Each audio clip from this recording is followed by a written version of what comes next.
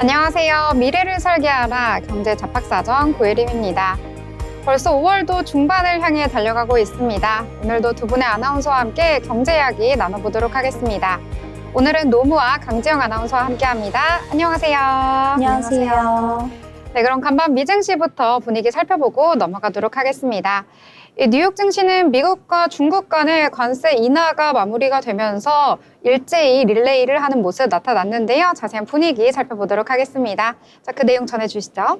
네, 미국과 중국이 상대국에 부과한 관세를 대폭 인하하기로 합의하면서 뉴욕 증시는 급등하는 모습 보여줬습니다.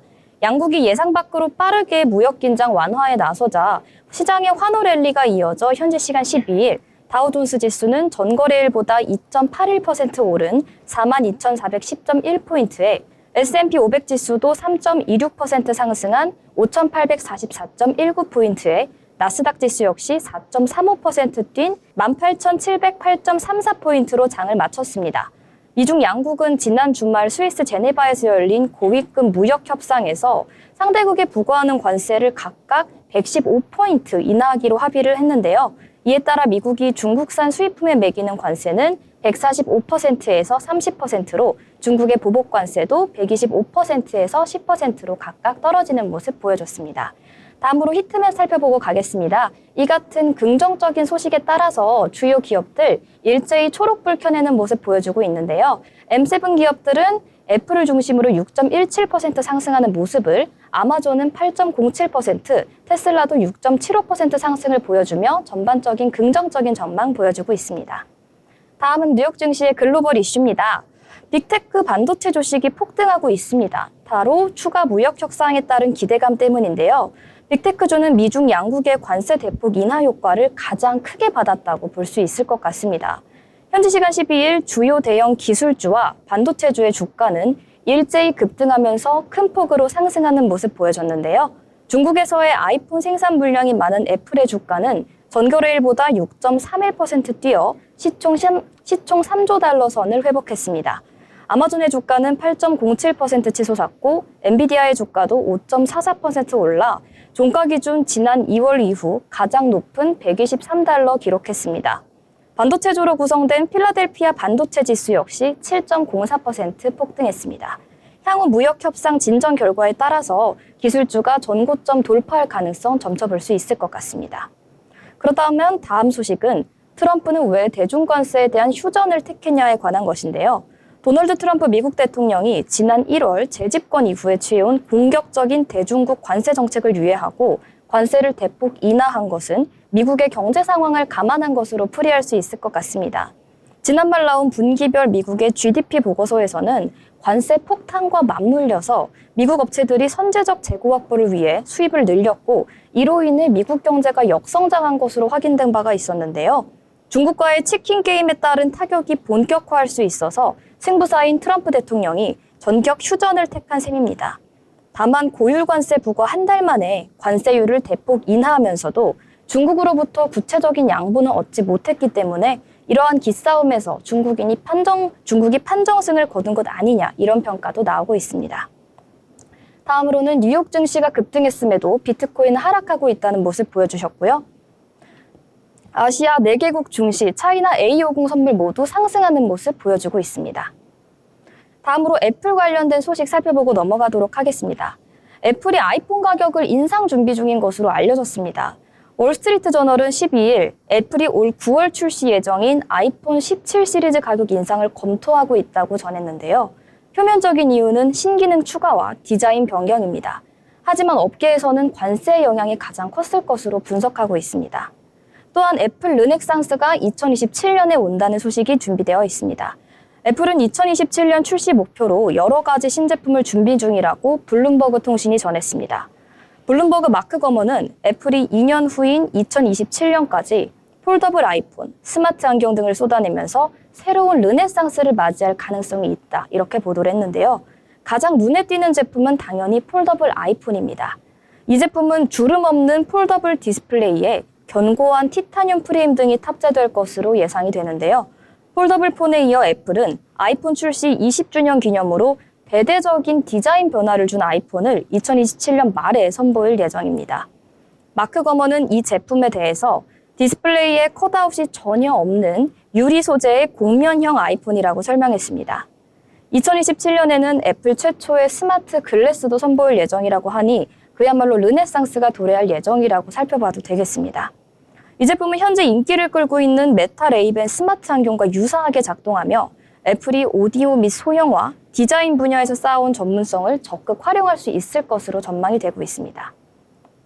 이러한 긍정적인 뉴스에 힘입어 애플의 시총이 3조를 다시 돌파했다는 소식입니다. 현지 시간 기준 12일 뉴욕 증시에서 애플은 6.31% 급등한 210.79달러 기록했습니다. 이로써 시총이 3조 1,480억 달러를 기록해서 시총 3조 달러를 회복했다고 볼 수 있는데요. 지난주 애플은 주가 200달러 붕괴, 시총이 3조 달러 하회했었습니다.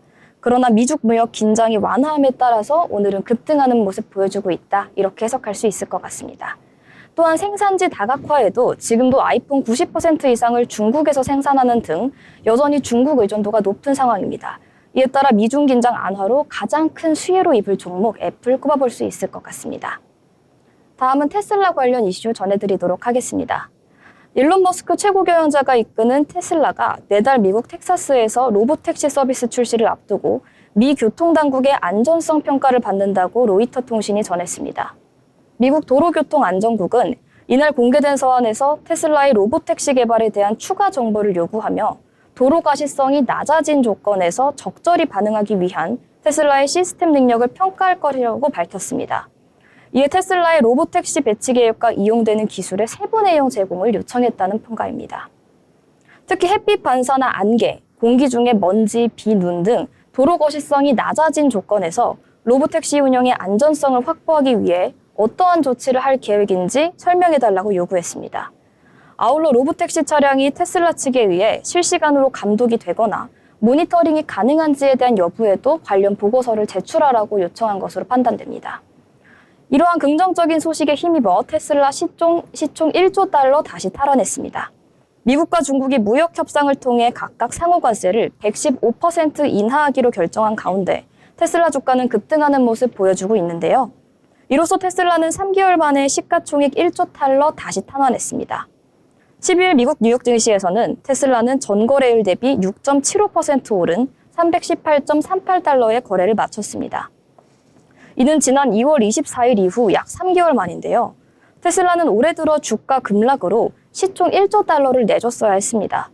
테슬라 주가가 급등한 건 미중 무역 갈등 해소에 대한 기대감 때문으로 풀이할 수 있을 것 같은데요.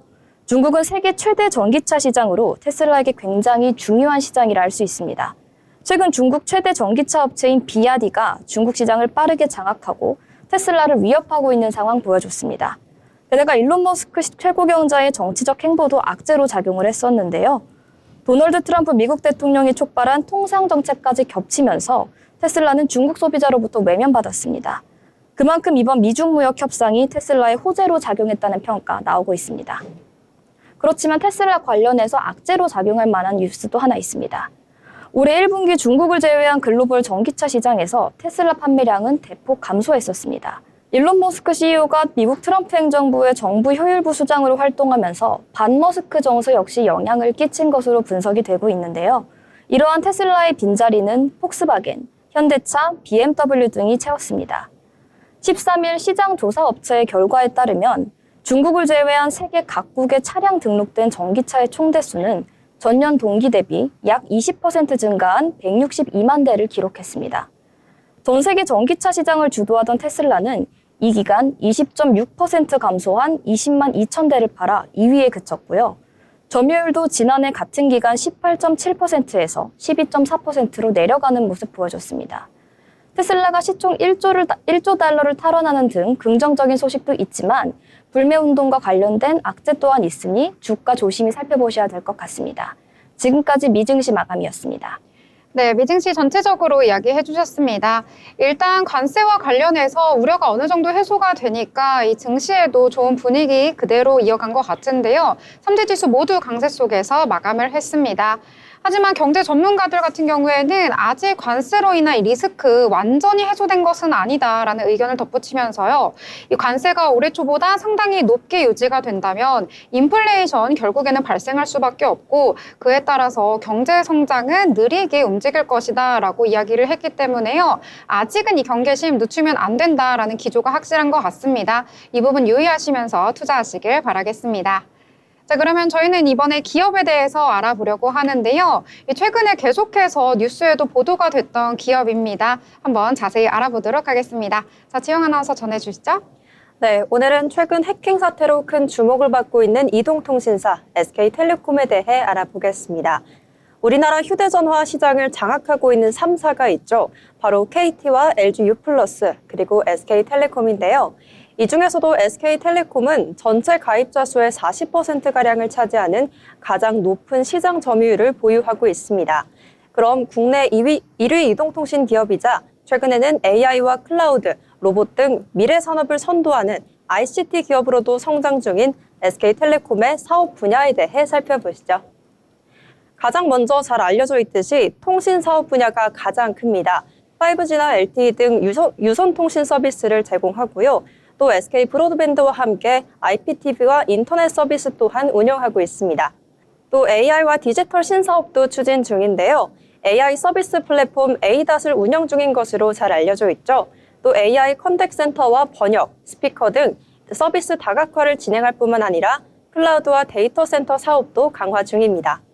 마지막으로 자회사 포트폴리오도 눈에 띄는데요. SK 스퀘어와 11번가, 원스토어, 팀맵 모빌리티, 또 ADT 캡스 등 다양한 분야에서 ICT 계열사를 보유 중입니다.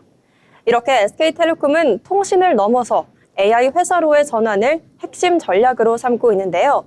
AI 컴퍼니의 전환을 뜻하는 AIX를 선언하기도 했죠. 이로써 AI의 5대 핵심 분야인 통신과 미디어, 보안, 모빌리티, 또 엔터프라이즈에 힘을 쓰고 있습니다. 또 글로벌 AI 얼라이언스도 주목해볼 만합니다. 도이치텔레콤과 싱가포르텔레콤, 아랍에미리트의 에티살랏 등 글로벌 통신사들과 함께 글로벌 AI 연합체 결성에도 나서면서 대화형 AI와 생성형 AI 공동 개발에도 힘쓰고 있는 모습입니다. 마지막으로 구독과 플랫폼 사업도 확대하고 있죠. SKT 구독 플랫폼 T유니버스를 통해 웨이브나 플로, 애플과 삼성 등 다양한 제휴 서비스를 제공하기도 합니다. 그렇다면 SK텔레콤의 향후 전망은 어떨까요? 먼저 통신 매출 부분에서는 계속되는 5G 가입자의 증가세 덕분에 안정적인 수익 기반을 유지할 것으로 예상되고요. AI 사업 부분을 보면 올해 2025년부터 본격적인 매출이 나올 것으로 기대가 됩니다. 또 글로벌 AI 얼라이언스 효과로 기술 경쟁력을 더욱 확보하면서 해외 협업과 관련해서도 계속해서 기대감이 나오고 있고요. 마지막으로 IPTV나 플로 등 콘텐츠 부분에서의 시너지도 주목해볼 만하겠습니다.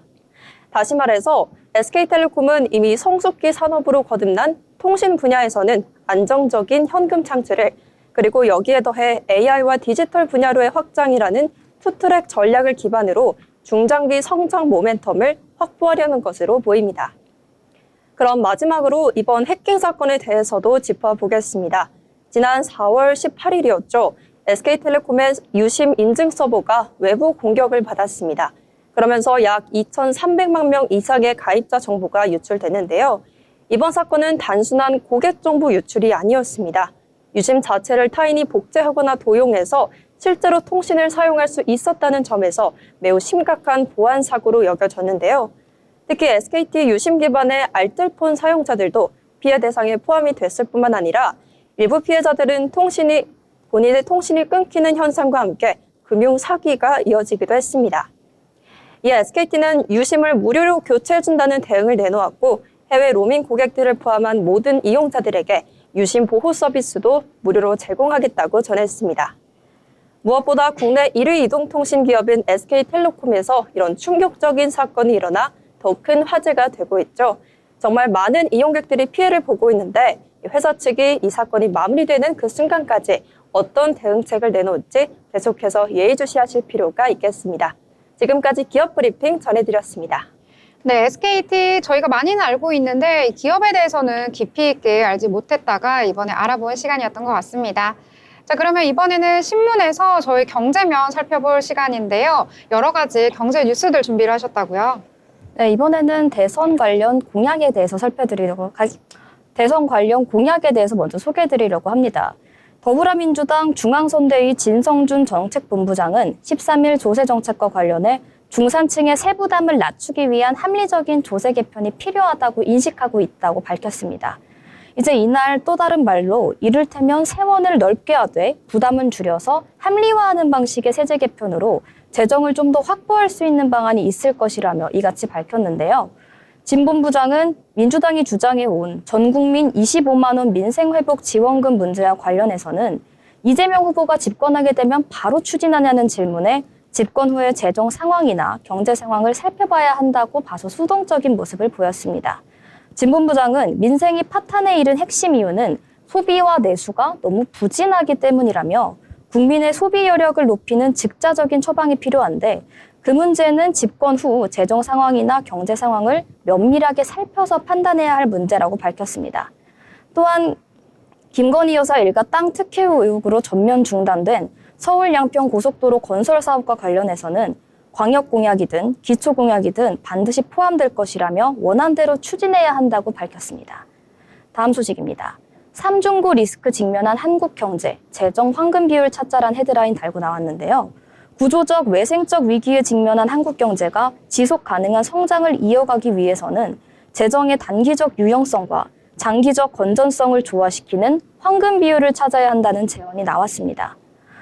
13일 한국재정학회에 따르면 이태석 한국개발연구원 재정사회정책연구부 선임연구위원은 경기 대응과 재정의 지속 가능성 확보 방안 정책 토론회에서 이 같은 내용을 발표했습니다.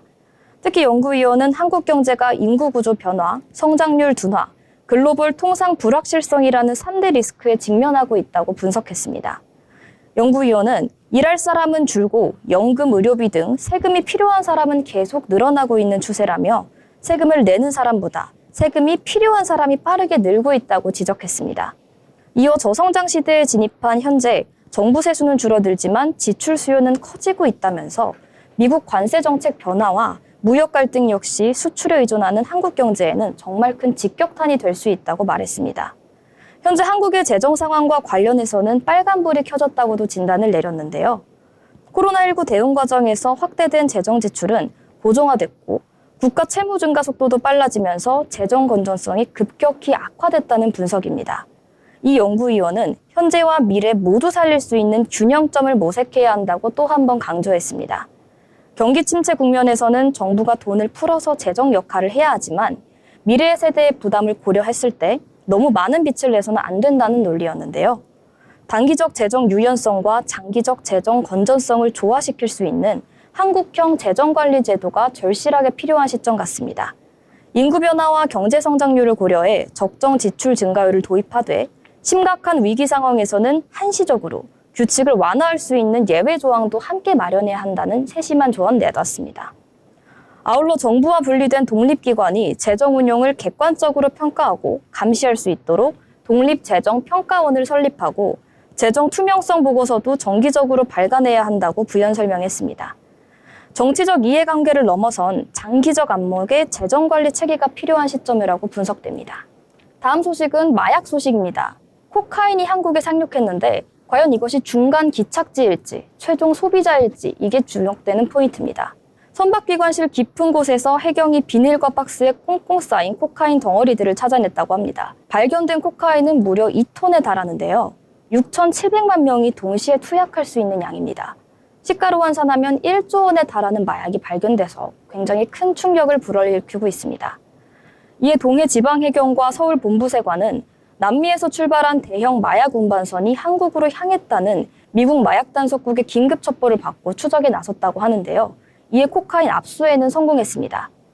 이 코카인을 실은 선박은 충남 당진항, 중국 장자강항과 자푸항을 경유했으며 5차례에 걸쳐서 해상 반출을 시도했습니다. 그렇지만 결국 기상 악화로 실패한 것으로 전해지는데요. 마지막으로 옥기항을 택했다가 결국 수사망에 걸렸다고 합니다. 현장에서 검거된 선원들은 필리핀 국적, 중남미 마약 카르텔과 연락을 주고받은 흔적이 잡혔습니다. 이 필리핀 선원들은 300만 페소, 하나 약 8천만 원씩을 받기로 하고 페루 군해상에서 코카인을 실은 소형 보트와 접선해 마약을 넘겨받은 것으로 추정됩니다. 이후 기관실 깊숙이 이 마약을 숨기고 파나마를 돌아 한국으로 향했습니다. 당국은 이들 외에도 당진항에서 배에서 내린 필리핀 선원 3명, 페루에서 내린 1명이 더 있었다고 보고 국제 공조 수사를 하고 있습니다. 여기서 중심이 되는 포인트는 이들이 왜 바로 한국을 택했냐는 것인데요. 코카인은 마약 가운데서도 가장 유통량이 많은 편에 속하고 강력한 환각 중독을 초래하는 위험한 물질입니다. 남미 콜롬비아의 국제적 마약 조직들이 유통을 담당하고 있는 궁극의 마약으로 불리는데요. 압수된 코카인 2톤은 한국 국민들이 모두 투약하고도 남을 만한 양입니다. 이번 옥기항 사례 외에도 2021년 부산항에 반입된 페루발 해상 화물에서 코카인 400kg이 범출된 사례가 있고요. 이어 지난해 4월에는 울산 온산항에 입항한 캐나다발 선박 한 부에서 코카인 28.4kg가 나왔습니다. 이처럼 한 번에 수백만, 수천만 명이 투약할 수 있는 코카인들이 바다를 통해 한국의 항구로 밀려들어오고 있다는 소식. 더 이상 한국도 마냥 마약의 안전지대가 아니라는 생각해볼 수 있을 것 같습니다. 다음 소식입니다. 스마트폰, 삼성에서 초슬림 갤럭시 S25 엣지 모델을 공개했습니다. 역대 갤럭시 S 시리즈 가운데 가장 얇은 제품이라고 할 수 있는데요. 두께는 5.8mm, 무게는 163g으로 삼성전자는 얇은 디자인에도 불구하고 전면 디스플레이에 모바일용 세라믹 신소재를 적용해 손상 적응과 균열 방어를 강화함으로써 견고한 내구성을 갖췄다고 설명했습니다. 뿐만 아니라 강력한 티타늄 프레임과 IP68 등급의 방수 방진으로 일상 속 다양한 환경에서도 안정적인 사용 환경을 사용할 수 있습니다. 2억 화소의 초고 해상도 광각 카메라를 탑재해 갤럭시 S25 울트라급 촬영이 가능하고 1200만 화소의 초광각 렌즈로 넓은 프레임을 한 번에 촬영할 수 있다고 설명하는데요. 이 같은 신제품 소식과 더불어 삼성전자의 주가도 같이 살펴보시면 좋을 것 같습니다. 다음 소식입니다. 무역 합의에도 불구하고 관세가 이 경제에 상당한 영향을 미칠 것이라는 발언이 나왔는데요. 바로 미 연준 이사가 직접 이 같은 발언을 해 큰 화제가 되고 있습니다. 미국과 중국이 상대국에 부과한 관세를 대폭 인하하기로 합의했음에도 불구하고 관세가 인플레이션을 상승시키고 성장에 부담을 줄 것이란 연준 이사의 진단이 나왔습니다. 아드리아나 쿠글러 연준 이사는 12일 기준 아일랜드 더블린에서 열린 국제경제포럼에서 무역 정책은 앞으로도 계속 진화하고 있으며 오늘 아침만 보더라도 계속해서 변화하고 있다고 발언했습니다. 그럼에도 불구하고 관세가 현재 발표된 수준에 가깝게 유지된다 해도 상당한 경제적 타격을 입힐 것으로 보인다고 발언했습니다. 지금까지 글로벌 뉴스 전해드리는 경제 잡학사전 시간이었습니다. 네, 여러 가지 경제 뉴스들 정리를 해주셨습니다. 이 소식이 많은 만큼 차근차근 하나씩 알아가 두면서 투자해보시면 좋을 것 같네요. 더불어 본 방송에서 제공하는 정보는 투자 판단을 위한 조언일 뿐 해당 종목의 가치, 상승과 하락에 대해서는 보장하지 않습니다.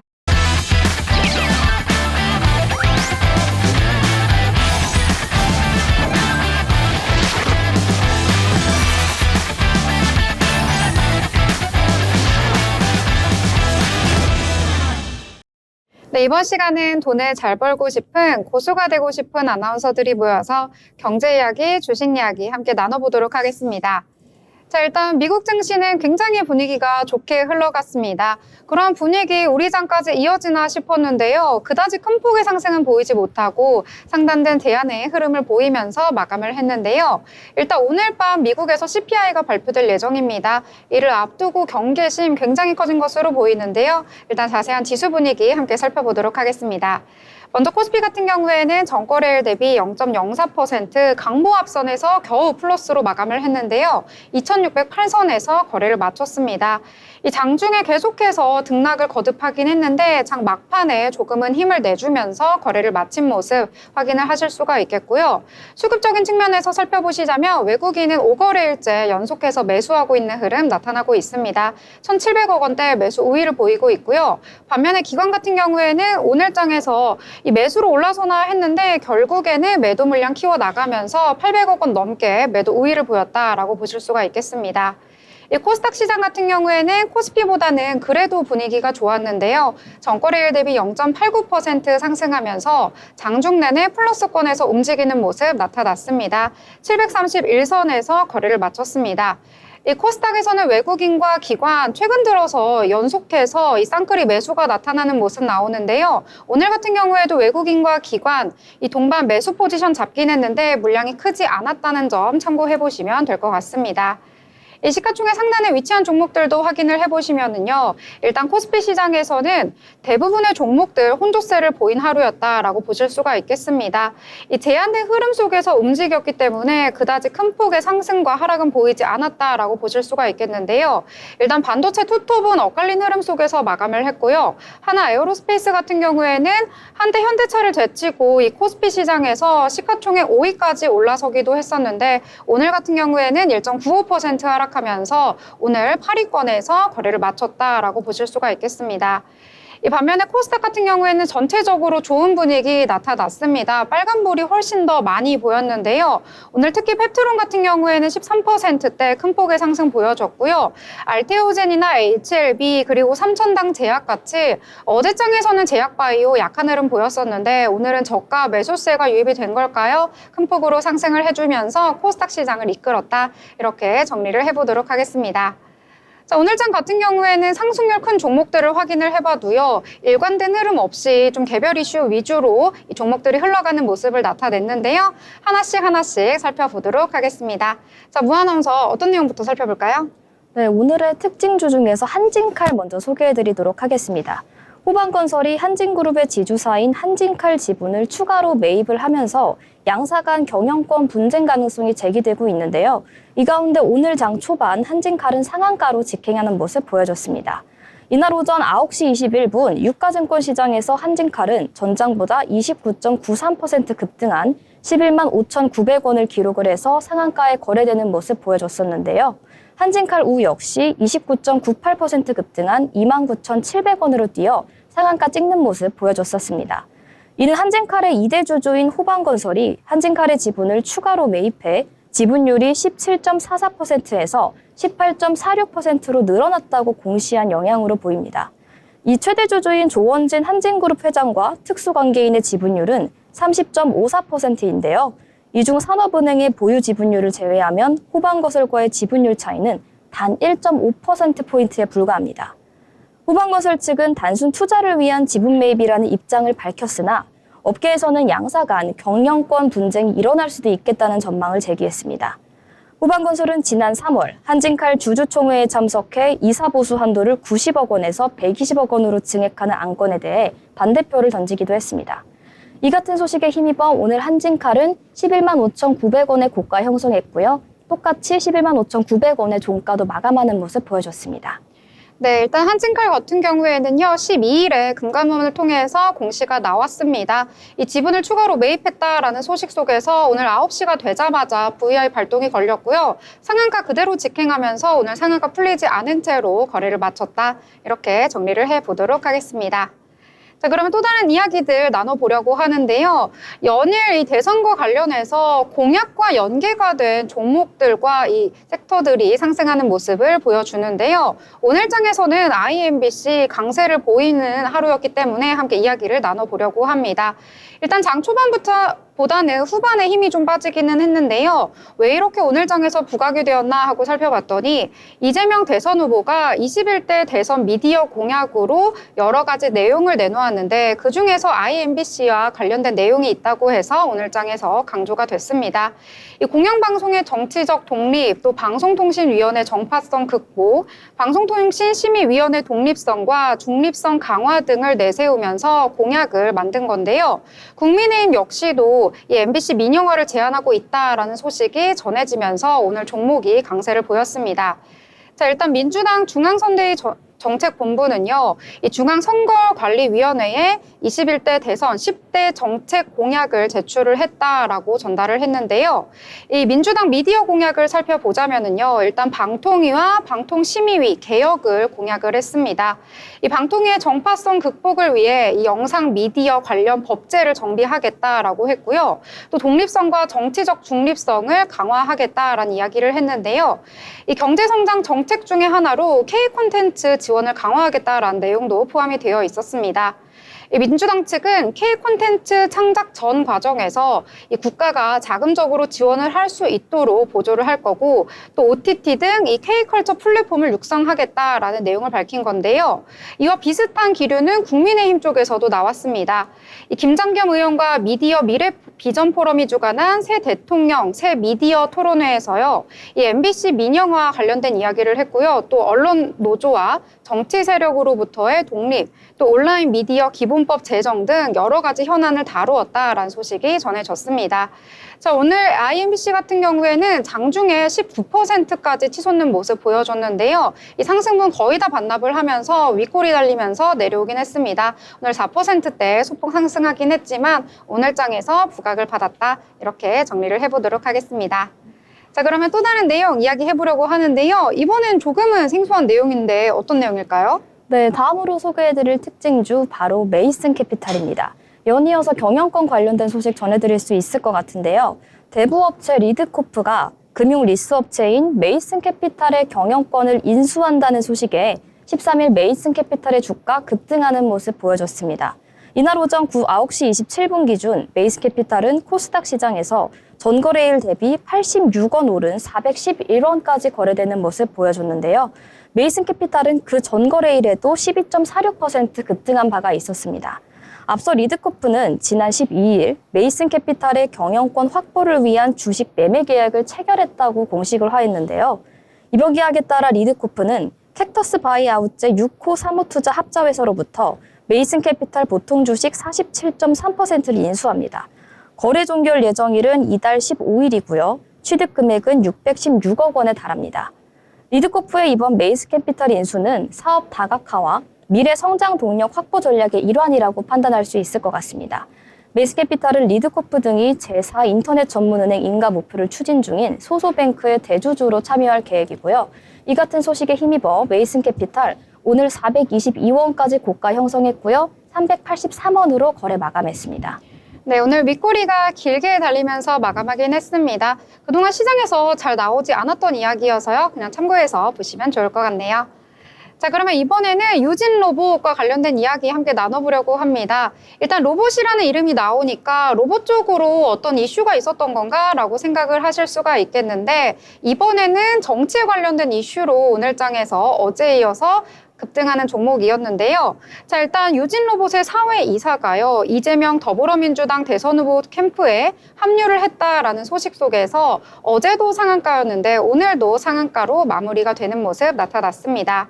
자, 유진로봇 사회이사인 이 장동희 대한인공지능학회 기획이사는요, 이재명 후보의 총괄특보단 2호 미래기술특보로 임명이 되었다라는 소식이 전해졌는데요. 이 유진로봇 같은 경우에는 여러분들이 많이 알고 계시는 이 집에서 쓰는 국내 1세대 로봇을 만드는 기업이다라고 보실 수가 있겠습니다. 2005년에는 로봇 청소기 사업에 진출을 했었고요. 2023년 이후로는 이 시대에 발맞춰서 물류 로봇이라든지 자율주행 솔루션 사업에 주력을 하고 있습니다. 하지만 오늘장 같은 경우에는 로봇과 관련된 이슈가 아니고요. 제2의 상지건설이 되는 건가라는 말이 나올 정도로 정치적인 이슈와 연결이 되어서 이유가 없이 오른다라는 말이 나오기도 하는데요. 자, 일단 상지건설 같은 경우에는 이재명 테마주로 분류가 되면서 이 주가가 3,400원에서 4만 원까지 1,200%가 급등했던 적도 있었거든요. 그렇기 때문에 이번에 이러한 일도 혹시 상지건설의 두 번째 모습이 되는 게 아닐까라는 기대감 가진 분들도 있으실 것 같은데요. 다만 금감원과 한국거래소가요, 정치 테마주 특별 단속반을 확대하고 적극적으로 점검 중이기 때문에 이 투자에는 유의를 하셔야겠다, 이렇게 말씀드리도록 하겠습니다. 자, 그러면 또 다른 종목들 한번 이야기해 보려고 하는데요. 이번에는 어떤 내용일까요? 네, 다음으로 소개해드릴 특징주 바로 우리의 대장주죠. SK하이닉스입니다. SK하이닉스가 장 초반 3%대 급등하면서 한 달여 만에 20만 원대를 회복하는 모습 보여줬습니다. 13일 램피닥터에 따르면 이날 오전 9시 7분 SK하이닉스는 전거래일 대비 3.08% 정도 상승한 20만 1,000원까지 거래되는 모습 보여줬었습니다. SK하이닉스가 장중 20을 돌파한 것은 지난 4월 2일 이후가 마지막인데요. 종가 기준으로는 3월 27일 20만 7천 원을 마지막으로 20만 원 선을 통 회복하지 못하는 모습 보여줬습니다. 그렇다면 왜 이 같은 급등이 있었냐? 바로 아시아 최대 정보통신 박람회인 대만 컴퓨텍스의 개막을 일주일 앞둔 상태로 관련 기대감이 작용한 것으로 보입니다.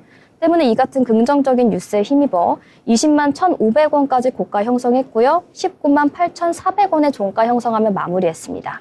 네, 장중에 20만 원 터치하긴 했는데 조금은 내려오면서 마감이 되긴 했습니다. 그래도 한 달여 만에 20만 닉스를 회복했던 거기 때문에 이 부분은 아주 반가운 소식이 아닐까 싶은데요. 여러 가지 이야기들이 있지만 일단 어제장에서도 반도체가 강세 보였었고 오늘장까지 그러한 흐름 일부 종목에서 보여준 것 같습니다. 이 미중 간의 관세 완화가 되면서 여러 가지 호재로 작용할 것 같으니까요. 참고해서 투자하시길 바라겠습니다. 자, 그러면 이번에는 저희 인물에 대해서 알아볼 시간인데요. 이 인물 사실 어제도 소개했었는데 오늘 한 번 더 알아볼까요? 네. 오늘은 최근 뉴스에서 많이 접하셨을 법한 인물을 소개해 드리려고 합니다. 바로 미국의 대표적인 엘리트 금융인 스콧 베센트인데요. 현재 트럼프 행정부의 재무부 장관으로도 잘 알려져 있죠. 스콧 베센트는 미국 사우스 캐롤라이나에서 태어나 부동산 개발업자인 아버지의 밑에서 자랐습니다. 학창 시절부터 그는 저널리즘과 투자에 관심을 보이며 예일대학교에서 정치학을 공부했는데요. 당시 그의 인생에서 터닝포인트가 된 사건이 있었죠. 투자계 전설적인 인물인 짐 로저스의 밑에서 인턴십을 하며 금융 분야로 진로를 굳히겠다고 다짐합니다. 베센트는 대학 졸업 후 금융계에 발을 들이며 본격적으로 투자 경력을 쌓기 시작하는데요. 그리고 1991년 소로스 펀드 매니지먼트에 합류하면서 또 한 번의 전환점을 맞게 됩니다. 이곳에서 그는 탁월한 분석 능력과 투자 감각을 인정받으면서 빠르게 성장했습니다. 특히 매니지먼트의 런던 지사를 이끌며 유럽 시장에서의 성공적인 투자를 통해 명성을 얻었죠. 그리고 2015년 베센트는 마침내 자신만의 글로벌 매크로 헤지 펀드인 키스퀘어 그룹을 설립했습니다. 거시경제와 지정학적 분석을 바탕으로 투자 결정을 내리는 그룹으로 잘 알려져 있죠. 베센트의 투자 철학은 가치 투자와 장기적인 관점, 그리고 컨트레리적인 접근 방식을 강조하는데요. 시장의 단기적인 변동보다는 저평가된 자산을 발굴하고 또 거시경제 변화를 예측함으로써 투자 기회를 포착하는 데 집중합니다. 이렇게 오랜 기간 동안 금융계에서 활동해온 스콧 베센트는 2024년 트럼프 대통령에 의해 미 재무부 장관으로 지명이 되는데요. 베센트의 경력에 있어서 가장 중요한 변화이자 그가 금융시장뿐만 아니라 국가 경제 전반에 영향을 미치게 되었다는 점을 의미했습니다. 베센트는 전통적인 보호무역주의보다는 협상의 지렛대로 관세를 활용하는 전략가에 가깝습니다. 그는 트럼프 대통령의 미국 우선주의 원칙을 따르면서도 과도한 고립주의로 인한 경제 충격은 최소화하려는 노력을 기울이고 있는데요. 대표적인 사례가 바로 최근 벌어진 관세 유예 사태죠. 트럼프 대통령이 상호관세를 부과하면서 글로벌 증시가 급락하자 베센트는 이를 우려하면서 트럼프에게 관세 부과를 90일간 유예할 것을 강력하게 설득했습니다. 그러자 금융시장은 단기적으로 안정을 되찾을 수 있었고 미국 기업들도 피해를 일시적으로 적게 받았습니다. 그는 백악관 내 권력 투쟁에서도 중심에 서 있습니다.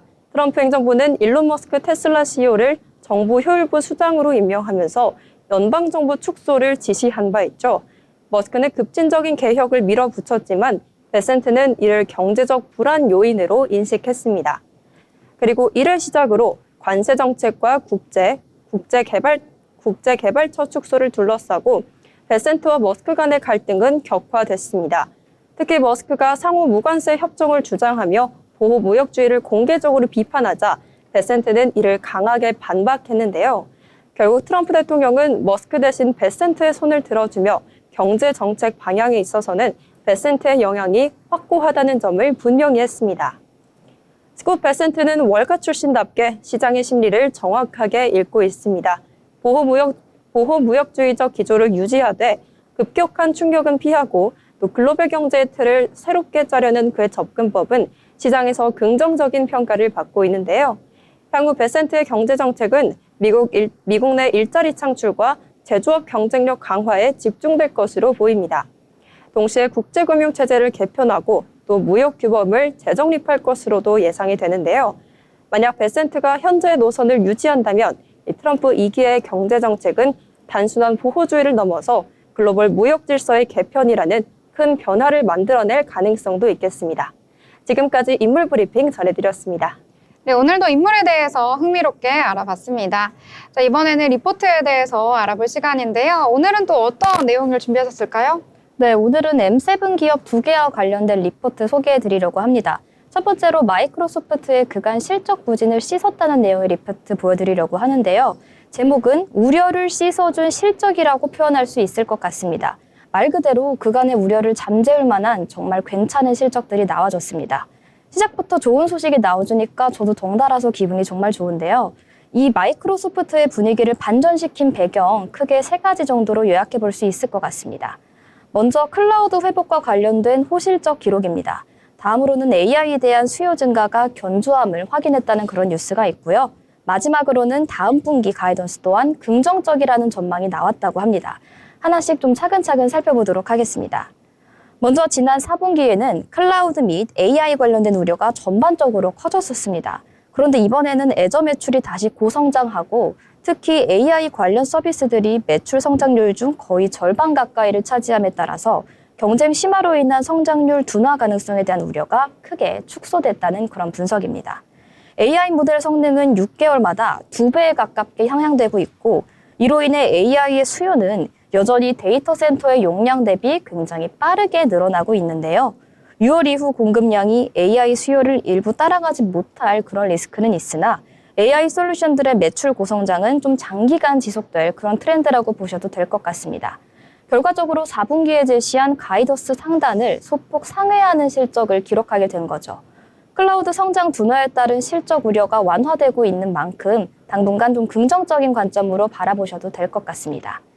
그리고 이제 마이크로소프트의 1분기 매출액이 전년 동기 대비 13.3% 증가한 701억 달러, 영업이익은 16.1% 증가한 320억 달러로 이 컨센서스에 부합을 했고요. 생산성 및 비즈니스 프로세스는 상업용 클라우드와 다이나믹스 365 성장으로 지난해 대비 10.4% 늘어난 299억 달러 기록했습니다. 그리고 인텔리전트 클라우드 매출은 267억 달러로 애저 및 클라우드 서비스 매출이 33% 증가하며 전체적인 매출 성장을 이렇게 견인해주고 있는 모습입니다. 사실 앞서 설명드린 부분과 또 겹치는 내용이 있는데요. 애저 매출이 다시 고성장하고 특히 AI 관련 서비스들이 매출 성장률의 거의 절반 가까이를 차지함에 따라서 경쟁 심화로 인한 경쟁률, 성장률 둔화 가능성에 대한 우려가 크게 축소됐다고 보시면 됩니다. AI 모델 성능은 6개월마다 2배에 가깝게 향상되고 있다고 말씀을 드렸었죠. 이로 인해 AI의 수요 역시 여전히 데이터 센터의 용량 대비 굉장히 빠르게 증가하고 있습니다. 이에 6월 이후 공급량이 애저 수요를 미리 일부 따라가지 못한 리스크가 있는 만큼 AI 솔루션들의 매출 고성장은 장기간 지속될 트렌드라고 보시면 될 것 같습니다. 다음으로는 메타 소식으로 넘어가 보도록 하겠습니다. M7 기업들이 최근 다소 흔들리는 모습 보여줬었는데요. 이렇게 전반적으로 긍정적인 모습이 나타나니 굉장히 기분이 좋습니다. 아마 이번에는 관세 저항력과 견고한 광고 매출 정도로 제목을 달아볼 수 있을 것 같습니다. 아무래도 메타라는 기업 자체가 좀 팬시한 느낌이 있다 보니까 제목도 비슷하게 달아봤는데요. 일단 말 그대로 관세 저항력이 상당합니다. 좋은 뜻이죠. 다른 기업들이 트럼프발 관세 정책의 영향을 직격으로 맞은 모습을 보여줬다면 메타의 경우는 그 영향이 좀 제한적인 것으로 판단됩니다. 관세 전쟁으로 줄어든 아시아 광고주들의 미국 내 지출이 이제 타 지역으로 재분배됐기 때문인 것 같은데요. 지역별 광고 매출의 비중이 미국, 캐나다, 유럽 기준 1.5% 정도씩 감소를 했지만 아태 지역 및 기타 국가의 비중이 1.6% 늘며 전체 광고 매출에는 타격이 전혀 없었다는 분석입니다. 광고주가 좀 다양하게 분포되어 있는 것이 이번 관세 정책으로 인한 타격에 유연하게 대처할 수 있게끔 그런 효과를 만들어준 거죠. 한편 광고 매출의 증가와 영업이익률 상승으로 1분기 FCF는 103.3억 달러로 집계됐습니다. 불확실성에 대응할 수 있는 충분한 현금 자금력이 확보됐다고 볼 수 있을 것 같고요. 이렇게 관세 저항력을 확보해둔 상황에서 메타의 가장 큰 무기라 할 수 있는 AI 기반 광고 매출을 좀 지속해서 높여간다면 실적은 정책적으로 불안한 환경 속에서도 상대적으로 견고해질 것이라고 분석할 수 있을 것 같습니다. 그리고 다음 이슈는 바로 광고 매출이 이끈 긍정적인 실적에 관한 것입니다. 방금 메타의 가장 큰 무기가 바로 AI 기반으로 한 광고 매출이라고 말씀을 드렸었는데요. 메타는 이번 실적 발표 이후 주가가 장 초반 7%까지 급등하는 모습 보여줬습니다. 영업이익률이 예상치인 37.5%를 4%포인트 상회한 41.5%를 기록했고 광고 부분의 매출은 16.2%나 증가한 41.4억 달러를 기록했기 때문입니다. 또한 AI가 광고를 추천하는 GEM 모델은 기존 모델 대비 2배 정도의 효율성을 갖고 있기 때문에 맞춤형 광고 확산에 좀 긍정적인 영향을 줄 것으로 보입니다. 이렇게 오늘 2개의 리포트 통해서 긍정적인 전망 알아봤습니다.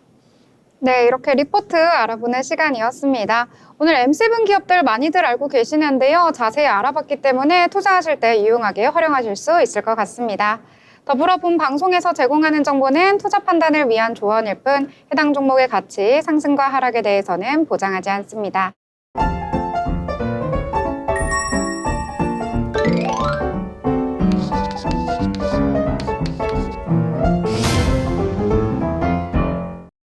네, 이번에는 오늘 장에 대해서 정리를 해보려고 하는데요. 자, 지영 아나운서 어떻게 요약을 좀 해볼까요? 네, 우리 시장 하루 만에 반등하면서 좋은 흐름을 보여줬죠. 미중 무역 협상의 세부적인 내용이 긍정적으로 반영이 나오면서 이 투자 심리가 개선됐는데요. 이번 상승세가 과연 단기적인 흐름에 그칠지 아니면 앞으로 좀 랠리를 펼쳐줄지 기대해 보시면 좋을 것 같습니다. 국내 증시와 미증시 흐름에 주목해 보시길 바랍니다. 네, 그럼 한 줄로 하면 국내 증시와 미증시를 모두 주목해봐라. 네, 정리해보도록 하겠습니다. 자, 무아나운서 여러 가지 내용도 오늘 전해주셨는데요. 어떻게 정리를 해볼까요? 저는 한 줄로 요약을 해보자면 흐린 후 차차갬 이렇게 표현을 하고 싶습니다. 그동안 히트맵에서도 전반적인 빨간불 켜는 모습이 보여줬었지만 오늘은 M7 기업들 역시 일제히 초록불 켜는 모습 보여줬고요. 이렇게 미증시가 긍정적인 방향으로 흘러가면 우리 증시도 덩달아 춤을 추는 경향이 있기 때문에 전반적으로 흐린 뒤에 맑은 날이 오는 그런 느낌이 아닐까 이렇게 생각해 봅니다. 네, 그 노래도 있잖아요. 흐린 뒤 맑음 뭐 이런 맞습니다. 노래도 네. 있잖아요. 그 노래가 생각이 났는데요. 자, 일단 오늘 장 같은 경우에는 호재 속에도 불구하고 제한된 상단을 보였기 때문에요. 숨고르기 장세 이렇게 정리를 해보도록 하겠습니다. 저희가 방송이 끝난 후에는요, 미국의 CPI 지수도 발표가 되니까요, 이러한 경제 지표들까지 확인하시면 좋을 것 같습니다. 오늘 방송 여기서 마무리 짓고요. 저희는 내일 방송으로 다시 찾아뵙도록 하겠습니다. 시청해주신 여러분 고맙습니다.